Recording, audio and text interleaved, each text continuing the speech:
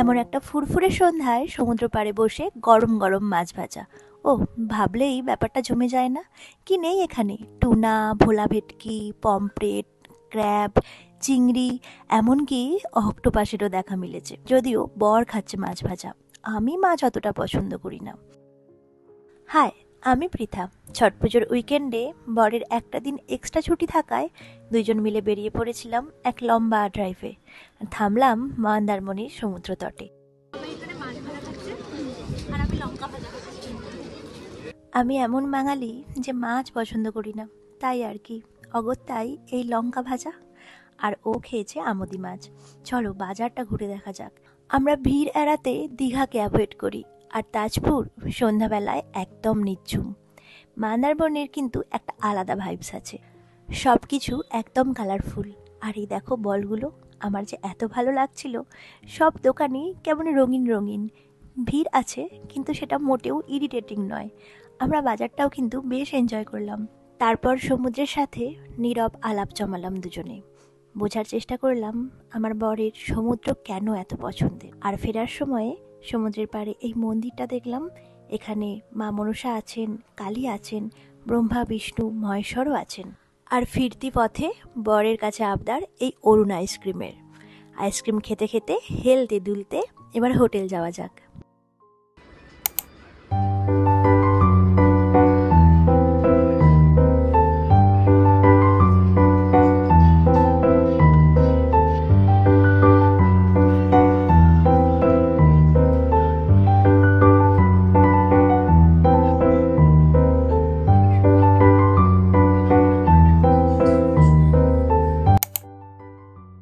তার নাকি মাছ খেয়ে একদম পেট ভর্তি, তাই সে জাস্ট এক কাপ চা খাবে।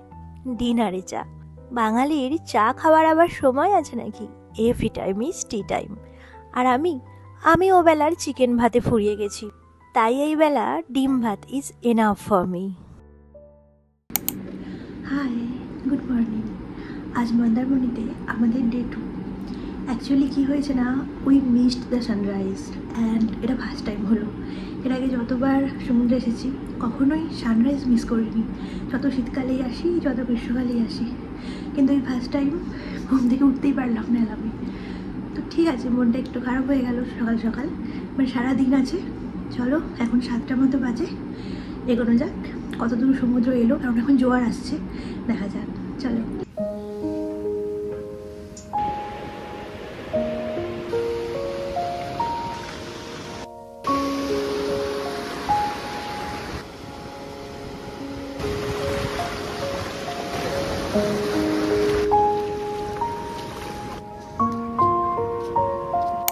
আমরা সমুদ্র পাড়ে বেশ কিছুক্ষণ ঘোরাঘুরি করে এই স্টলটাতে দেখলাম ইডলি আর ধোসা বানাচ্ছে।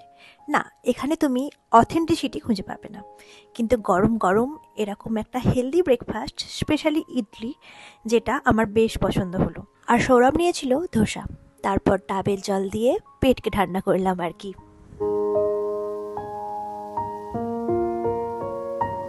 হাই, সকালবেলা একেবারে ডিরেক্ট ব্রেকফাস্ট করে ঢুকেছিলাম, তারপর সমুদ্রে নেমেছিলাম। মানে তাজপুরে যেরকম সমুদ্রে নামতে পারি না, মন্দারমণিতে কিন্তু বেশ জোয়ারের সময় ভালো জল থাকে। তো মানে এর আগে যতবার আমি সমুদ্রে গেছি বেশিরভাগ সময় সমুদ্রে স্নান করি না, কিন্তু অনেক বছর বাদ সমুদ্রে নামলাম, বেশ খানিকক্ষণ টাইম কাটালাম, আর সেখান থেকে একদম ডিরেক্ট সুইমিং পুলে। তো আমাদের সাথে ফোন ছিল না, স্বাভাবিক, কারণ ফোনের ওই সেই ওয়াটারপ্রুফ যে ব্লগগুলো হয় না, ওগুলো আমাদের সাথে নেই।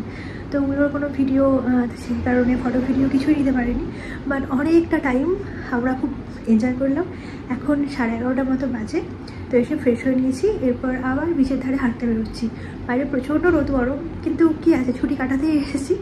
তো চলো যাওয়া যাক বিচের ধারে, একেবারে লাঞ্চ করে তারপর রুমে ফিরবো। তাজপুরের মতো এই মন্দারমণিতেও এরকম মাছের দোকান পাবে, যেখানে বিভিন্ন রকম মাছ ভাজা পাবে। যদিও এখানের প্রাইস একটু হাই বলি আমাদের মনে হয়েছে, তবে প্রাইস হাই হলেও এর কিন্তু একটা আলাদা ভাইবস আছে। এরকম বাঁশের মাচায় বসে সামনে সমুদ্রের জোয়ার আসা দেখতে দেখতে বন্ধুরা মিলে আড্ডা আর ব্যাকগ্রাউন্ডে গান, এর একটা আলাদাই ব্যাপার আছে।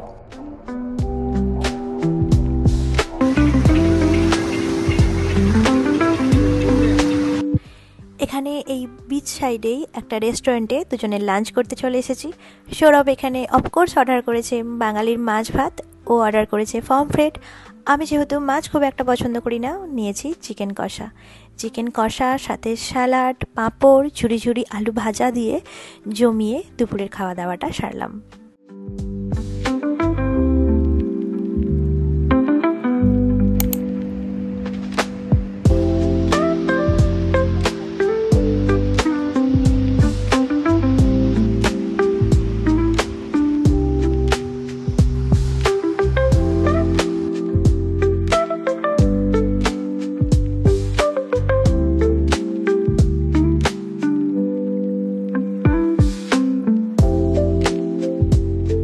সানরাইজ মিস করে গেলেও সানসেট কিন্তু হাতছাড়া করিনি। এক মায়াবী সন্ধে নামার সাক্ষী হয়ে রইলাম দুজনে। তারপর একই রকমভাবে জমজমাটি সন্ধে কাটিয়ে আরও একটা নতুন অরুণ আইসক্রিমের ডাব্বা খুললাম। কেশর পিস্তা, ওয়ান অফ মাই ফেভারিটস। তারপর একই রেস্টুরেন্ট থেকে যেখানে লাঞ্চ করেছিলাম সেখান থেকে ডিনারটা সারলাম। নিয়েছিলাম হরিয়ালি চিকেন কাবাব, সাথে একটু এগ ফ্রায়েড রাইস আর চিলি চিকেন। সমুদ্র তীরে একটা সুন্দর দিন এভাবেই কেটে গেল। পরের দিনে কিন্তু আর সানরাইজ মিস করিনি। সূর্য ওঠার বেশ কিছুক্ষণ আগে থেকেই সমুদ্র পাড়ে টহল দিচ্ছিলাম। আর দেখো কি সুন্দর মায়া ভরা সূর্যোদয়ের সাক্ষী হয়ে রইলাম। দিগন্ত লাল করে আবারও একটা নতুনের সূচনা।